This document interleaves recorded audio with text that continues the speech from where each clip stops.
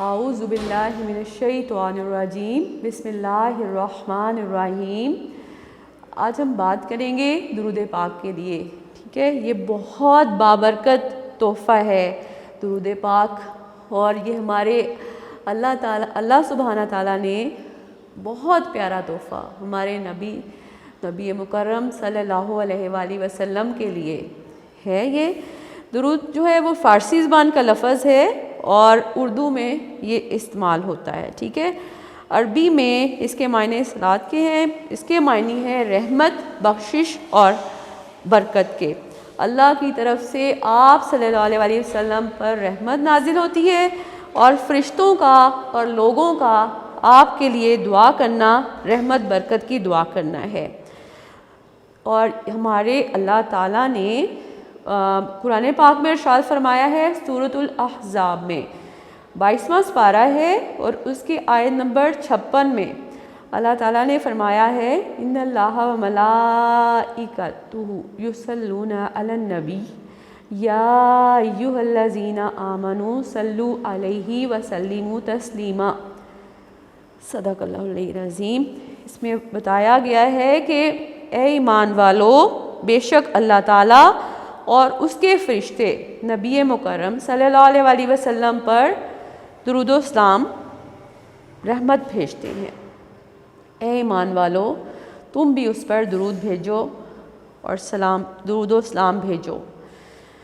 تو اس لیے ہمیں بھی چاہیے کہ جب ہمارے اللہ تعالیٰ نے فرما دیا کہ بلا شبہ اللہ اور اس کے فرشتے نبی مکرم پر رحمت بھیجتے ہیں، اے ایمان والو تم بھی آپ صلی اللہ علیہ وآلہ وسلم پر درود بھیجو اور درود اور سلام بھیجو۔ تو ہمیں بھی یہ کام کرنا ہے۔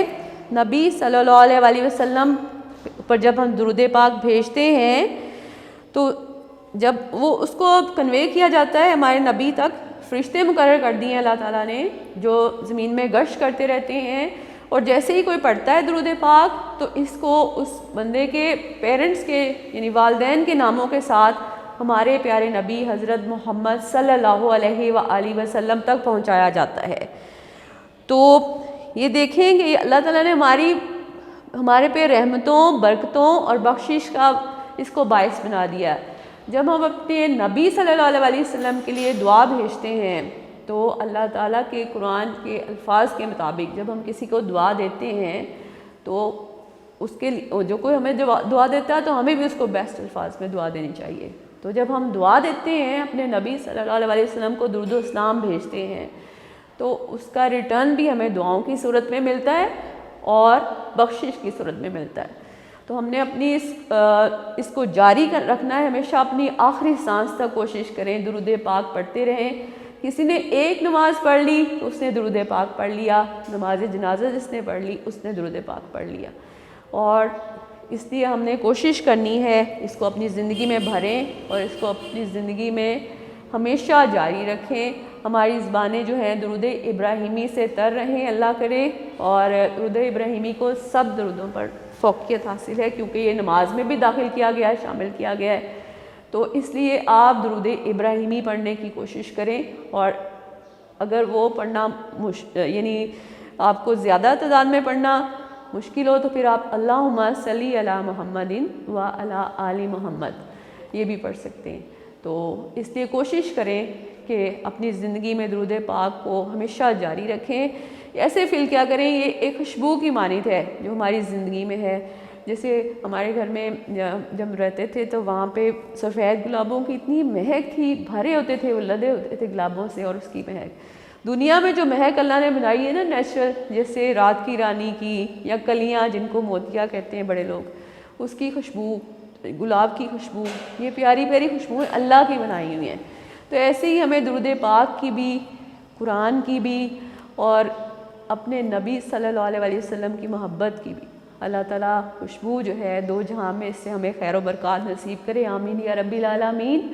اور جنت کی خوشبو بھی ہمارے نصیب میں ہو۔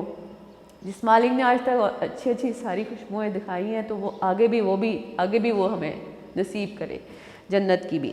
تو اس لیے آپ نے ہمیشہ کوشش کرنی ہے کہ اس درود پاک کے ساتھ جڑ جائیں۔ یہ آپ کو جب ہم یہ جمعہ کا دن ہوتا ہے اس میں کثرت سے پڑھنے کی کوشش کریں، کیونکہ ہمارے نبی مکرم صلی اللہ علیہ وسلم نے فرمایا کہ تمہارا درود پاک مجھ پر پیش کیا جاتا ہے، تو اس لیے ہمیں چاہیے کہ جمعہ والے دن کثرت سے درود پاک پڑھیں اور کوشش کریں کہ جمعہ والے دن میں جیسے ہی جمعرات کی شام سے کہتے ہیں کھلے دروازوں سے درود پاک جانا شروع ہو جاتا ہے، تو ہمارے نبی صلی اللہ علیہ وسلم تک ہمارا درود پاک پہنچے اور اس کی ساری خیر برکتیں ہمیں نصیب ہوں، آمین یا رب العالمین۔ اور اس خیر میں اضافہ سے اضافہ ہی اللہ تعالیٰ کرتا جائے اور ہم سب کے لیے دو جہاں حامی و ناصر اور باعث خیر و برکت ہو، آمین یا رب العالمین۔ اور یہ کیونکہ درجات کی بلندی کا باعث بھی ہے، دعاؤں کی قبولیت کا باعث بھی ہے اور رحمت کا باعث بھی ہے، اور سارے غموں فکروں پریشانیوں سے نجات دینے کا باعث بھی ہے اور ہماری بخشش کا باعث بھی ہے، تو ہم نے اس کو پکڑ لینا ہے انشاءاللہ بفضل ربی۔ ربنا تقبل منا انکا انت السمیع العلیم، آمین یا رب العالمین۔